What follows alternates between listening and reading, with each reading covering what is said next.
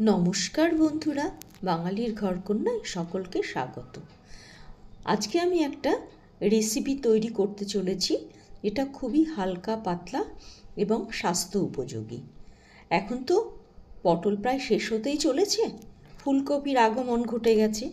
সেই জন্য পটল শেষ হওয়ার আগেই আমি ভাবলাম পটল দিয়ে একটা রেসিপি তৈরি করে নিই। আজকে চিংড়ি মাছ দিয়ে, আলু দিয়ে, পটল দিয়ে আমি একটা সবজি রান্না করব। এটা ট্যাংরা মাছ দিয়ে, খয়রা মাছ দিয়ে, এমনকি পুঁটি মাছ দিয়েও রান্না করা যায়।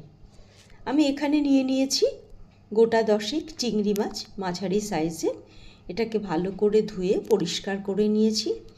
এবার এটা দিয়েই আমি আজকে রান্নাটা করব। এখানে নিয়েছি একটা গোটা আলু। আলুটাকে অর্ধচন্দ্রাকৃতি করে কেটে নিয়েছি। আর পটলগুলোকে একটু তেরচা করে কেটে নিয়েছি। সবজিগুলো কেটে খুব ভালো করে 2-3 বার করে ধুয়ে পরিষ্কার করে নিয়েছি। এবার আমি চলে যাব একটা মশলাতে, যে মশলাটা খুব সামান্য, সেটাই আমার রান্নাতে লাগবে। নিয়েছি একটুখানি আদা আর কাঁচা লঙ্কা।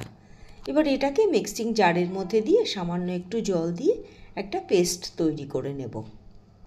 এর মধ্যে আর অন্য কোনো মশলা আমি মেশাবো না।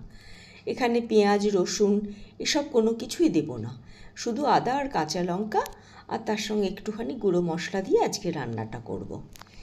এদিকে চিংড়ি মাছটাকে একটু লবণ হলুদ মাখিয়ে এটা মিনিট খানেকের জন্য ম্যারিনেট করে রাখবো। আর ওদিকে সবজিগুলোকে ভেজে নেব। চিংড়ি মাছটা এইভাবে ম্যারিনেট করে রাখলে পারে চিংড়ি মাছের যে একটা আলগা গন্ধ আছে সেটা অনেকটাই কেটে যাবে। মাছটা ম্যারিনেট করতে দিয়ে ওদিকে কড়াই চাপিয়ে দিয়েছি। কড়াই নিয়েছি 4 টেবিল চামচ সর্ষের তেল। লো টু মিডিয়াম ফ্লেমে আমি রান্নাটা করব। আলুগুলোকে প্রথমে দিয়ে দিলাম। এবার আলুগুলোকে এপিট ওপিট একটু লাল করে ভেজে নেব। ঠিক এইভাবে নাড়াচাড়া করে তেলের সঙ্গে মিশিয়ে দিয়ে এগুলোকে একটুখানি ভেজে নিতে হবে। একটা দিক যেই হয়ে যাবে তখন আবার আর এক দিকটা উল্টে দিতে হবে। উল্টে দিয়ে ঠিক এই রকম হালকা লাল রং যখন আসবে দুপিটে, তখন বোঝা যাবে যে আলুটা ভাজা হয়ে গেছে।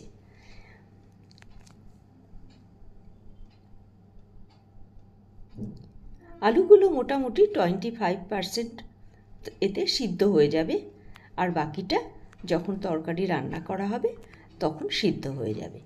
হয়ে গেছে আলুগুলো ভাজা। এবার তেল ঝরিয়ে আলুগুলোকে আমি তুলে নিচ্ছি।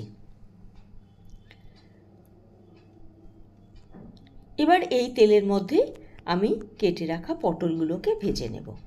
ঠিক একইভাবে যেভাবে আলুগুলোকে ভেজেছিলাম ঠিক সেইভাবেই পটলগুলোকে এদিক ওদিক লাল করে ভেজে নিতে হবে।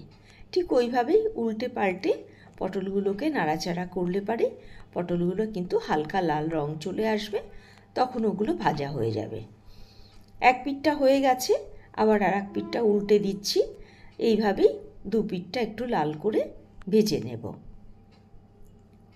পটল ভাজতে বেশি সময় লাগে না, খুব কম সময়ে পটল ভাজা হয়ে যায়।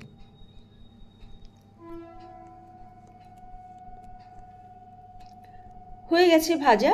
এবার আবার তেল ঝরিয়ে পটলগুলোকেও তুলে নেব। তেলের পরিমাণটা কিন্তু খুব একটা কমেনি, সুতরাং এখানে আর নতুন করে তেল যুক্ত করার কোনো দরকার নেই। এই তেলেই মাছগুলোকেও ভেজে নেব। যেহেতু মাছের পরিমাণটা কম আছে তাই একসঙ্গে সবগুলো মাছই আমি এর মধ্যে দিয়ে দিচ্ছি।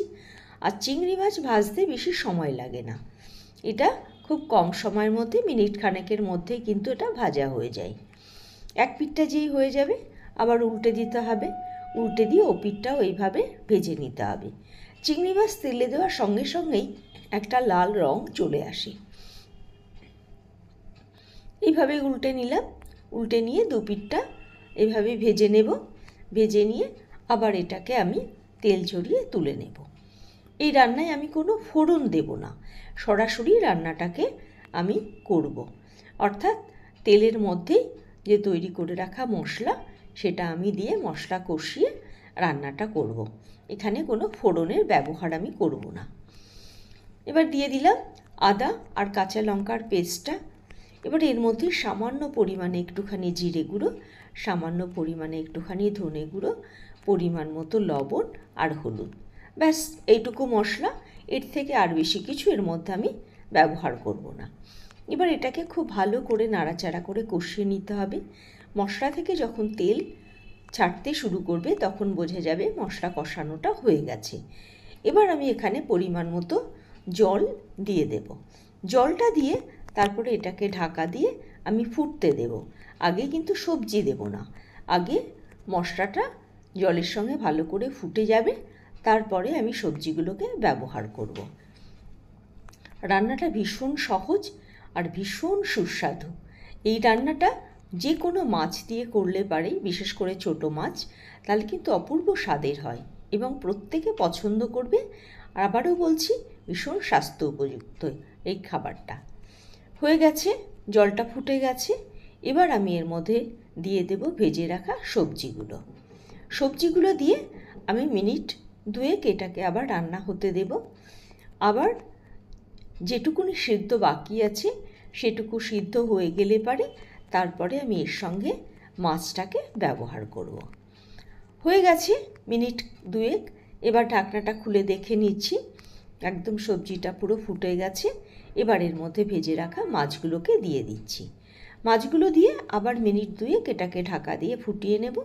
তাহলেই কিন্তু মোটামুটি রান্নাটা আমার কমপ্লিট হয়ে যাবে। এখানে আমি না গরম মশলা, না চিনি, না ধনে পাতা, কোনো কিছুই ব্যবহার করব না। একদম সিম্পল, সহজ একদম রান্নাটা। সম্পূর্ণ রান্নাটাই আমার হয়ে গেছে। এবার একটু নাড়াচাড়া দিয়ে আমি গ্যাসটাকে অফ করে এটাকে মিনিট 5 জন্য একটু রেস্টে রাখবো। তার আগে দেখে নেব সবজিগুলো সিদ্ধ হয়েছে কি না। হ্যাঁ, সবজিগুলো পুরোপুরি সিদ্ধ হয়ে গেছে, আর ঝোল কমাবো না, এটুকু ঝোলই থাকবে। এবার ঠান্ডা হলে তারপর আমি এটাকে সার্ভ করব।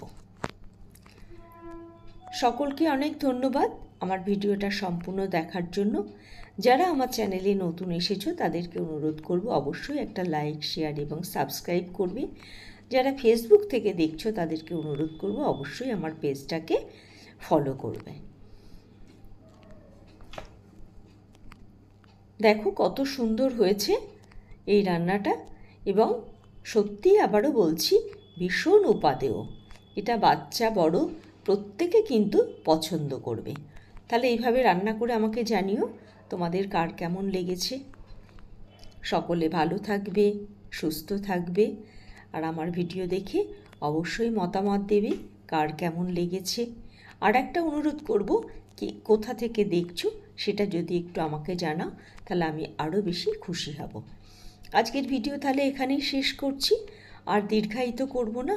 আবার ফিরে আসব পরবর্তীতে নতুন আর একটা ভিডিও নিয়ে, নতুন আর একটা পর্ব নিয়ে। ততদিনে সকলে ভালো থাকবে, সুস্থ থাকবে, সাবধানে থাকবে।